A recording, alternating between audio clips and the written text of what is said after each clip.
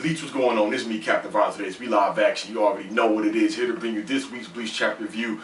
Bleach chapter 630, titled The Twilight. Now, I must say, this chapter off rip, I just gotta say it off rip, was, to me, it was better than last week's and the week before that and the week before that. Now, it starts out so well to me. We have my boy Grimmjow Jaggerjack. He's facing off against Askennacht LeVar. Now, with this, you see Askennacht LeVar, you know, this whole little exchange of words done in a little comedy fashion, you know. But the thing is, when I first read the chapter, I'm thinking like, man, this guy, Askennacht LeVar, Star Knight D, the Death Dealings, this guy, he's a chump. I mean, straight running from the enemy. This is war. The enemy has infiltrated the castle. I mean, and he's just running. But then, you know, reading the chapter, you know, more than once, you know, he did say, of course, he didn't come here to fight, but to massacre. He's not a fighter. He's a killer, but he's not a fighter. But at the same time, I'm thinking, you're a Quincy, you're a Star Knight. Yes, you have your signature Death Dealings ability, you know, the deadly dosage, but you also have your other Quincy abilities. You have the bow, you know, you can move very fast. Your Ryatsu is up there at the captain's level or higher. You have the blue vein, blue artery, things of that nature. And you have a very deadly ability, but he wants to be sneaky and stealthy. I guess he's not used to facing someone head on, especially like Grimmjow. He didn't even know Grimmjow was amongst the group. Like, he didn't know who he was. He didn't know he was there with them. He just caught him off guard. But Grimmjow, one thing I like, he's still just out to kill him. And he did tell Askennacht LeVar, look, if you are weaker than me, it's just gonna happen that you're gonna die, you know. And the one thing we all notice with Grimmjow, we see clearly he's gotten stronger, clearly, because we see if some new technique where the tip of his fingers, you know, they get real sharp and they get all black, you know. And it looks like, I'm not completely sure, but it looks like he's geared to get down that little pouncy stance, and he goes after Askennacht LeVar, because he takes off running. Askennacht LeVar, he don't want to see it with Grimmjow. But, you know, yes, when he found out, wait a minute, you're Grimmjow's, you're Ichigo Kurisaki's enemy, like, you know, yeah, let's tear him a new one together. And Grimmjow, he's not going for that, because he wants to get rid of any and all threats that can affect him having his rematch, you know, the fourth fight with Ichigo. So, you know, that right there, it was a shock to see that the fight was going to continue on. It still may get interrupted, because we've seen throughout Bleach, there's been so many times when we see a person face off against another person in the beginning, and then anything can happen. Someone can interrupt, they can get separated, whatever, who knows. So this isn't necessarily showing or saying that Grimmjow is going to kill Askennacht LeVar, or this isn't saying that, you know, this will be his only opponent now that he's returned.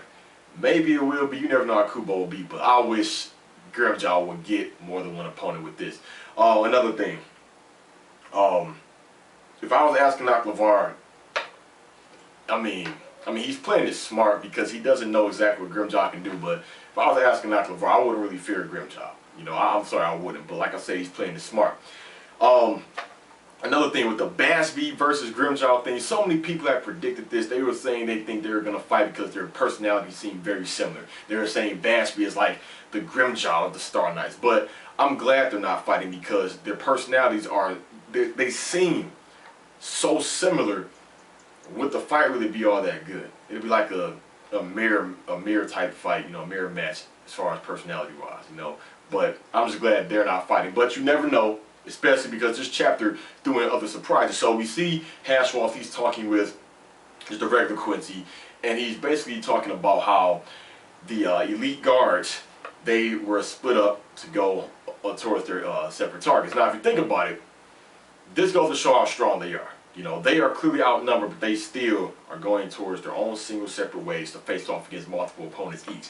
But Hashwolf, he also asked about Uryu Ishida, and he was giving his own separate orders to go by himself. And Hashwolf, he's thinking like, damn, so the trust in Uryu must be high. If he's been, you know, giving orders to go by himself, he could just, you know, do whatever, you know, no eyes on him. But Hashwolf, he sends that Quincy to keep eyes on Uryu, because Hashwolf does not trust Uryu. And Hashwolf, he can't leave the castle. He can't.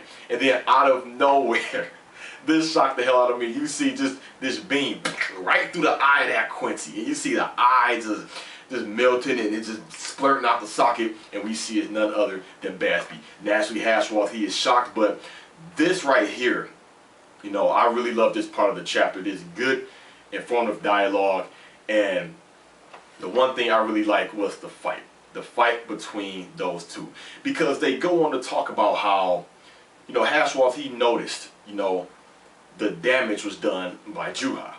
You know, because Basby told him, like, oh, how aren't you going to say, are you supposed to be alive? But see, Hashwoth didn't know anything really about Basby being victim of the holy selection, so he says. Because when we finally get an explanation about what happened. Now, of course, he said when the beam of light hits you, it takes your life force, etc. But when the beam of light is just near you, it takes your vote standing. And that explains it all. However, what about Na? We've seen the light hit Na. I swear I seen the light. Please correct me if I'm wrong, but I seen the light. I seen it. So Hashwoth, you know, you want to say, you know, you have my sympathy, you know.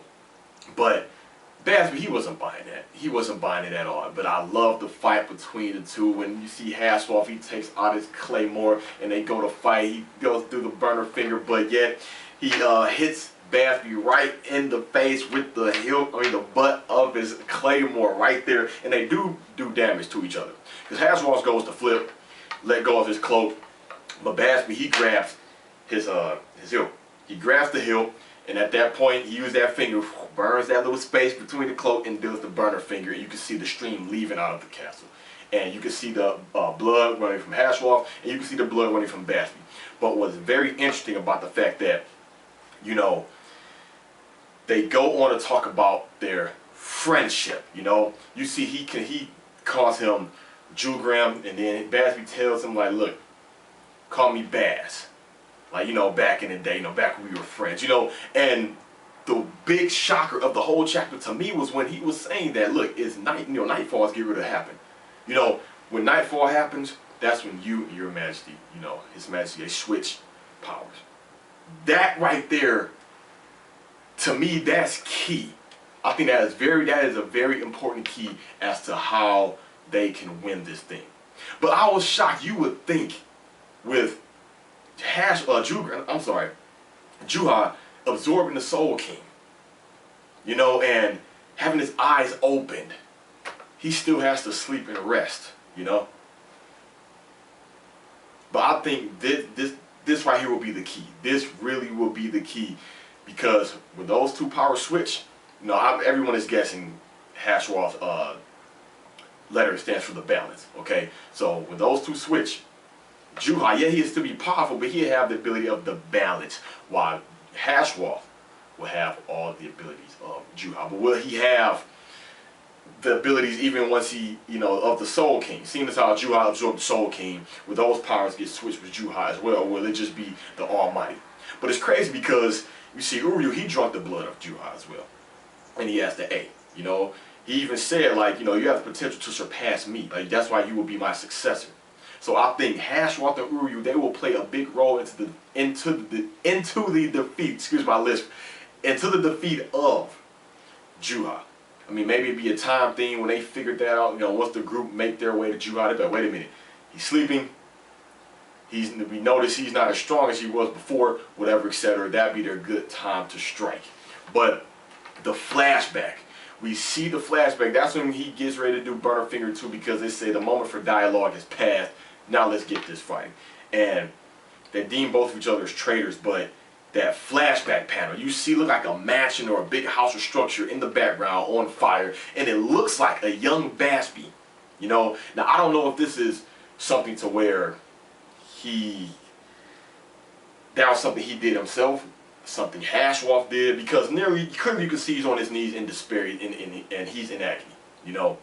So that right there is more mystery in itself. But I love flashbacks. I love flashbacks. Let me rephrase it. I like interesting flashbacks on characters that I have an interest in. If it's about a character I don't give a damn about, like Mucho Flex, that idiot, no. I wouldn't give a tinker's damn about his flashback. But at this pace, basically, I like the way things are going. even though this chapter was divided in two things, Grimjaw and Ask and Knock LeVar, and Basby and Hashwoth, it was still good. The pacing felt good. It was action. Things were revealed. It's leading into, the momentum is building up. It's leading into a flashback with about maybe even Hashwoth as well, but it seemed like it's going towards Basby. Basby's a cool character. I do not like Mohawk hairstyles, but I'm not going to knock his entire character based off of that hairstyle. You know, I can tolerate his hairstyle more than Nana Na's, but I'm still puzzled about Nana Na surviving the beam of light hitting him. Whatever. And the fact that they switch powers, Chuha and Hashwoth. You know, and it does kind of make sense why it seems like Hashwoth is his right-hand man, you know, that he's the B. You know, B comes after A, obviously, and that does really make sense. Grimjaw, I'm glad we see he's really getting stronger. Of course, you can tell he got stronger because it hasn't been technically confirmed, but we all know that was Grimjaw that cut Kurji straight down the middle and put his Zanpato right beside Uehara's face. Clearly, we know that was Grimjaw. Another thing is the next matchup. I think that's going to be shown next week.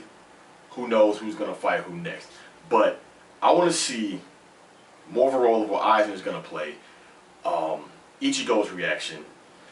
The on Toshiro, Rose, Kensei, you know, Rangiku, Ukitake, things like that. But I guess Kumamura is still just a wolf.